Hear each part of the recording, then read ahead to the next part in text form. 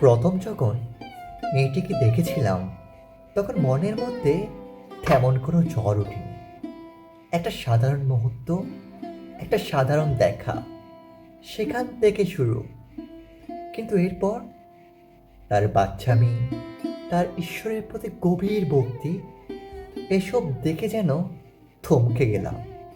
অবাক হয়ে শুধু দেখেই গেলাম।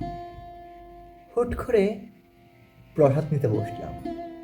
ক্ষুধা পেয়েছিল খুব, কিন্তু ভাগ্যে এলো সামান্য। ঠিক তখনই মেয়েটি নিচে থেকে এগিয়ে এলো, আমার জন্য প্রসাদ এনে দিল, একদম নিঃস্বার্থভাবে।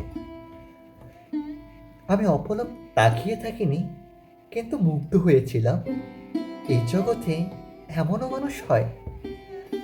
কল্পনার মধ্যে হারাতে হারাতে কখন যে ওর প্রেমে পড়ে গেলাম আমি নিজেও টের পাইনি।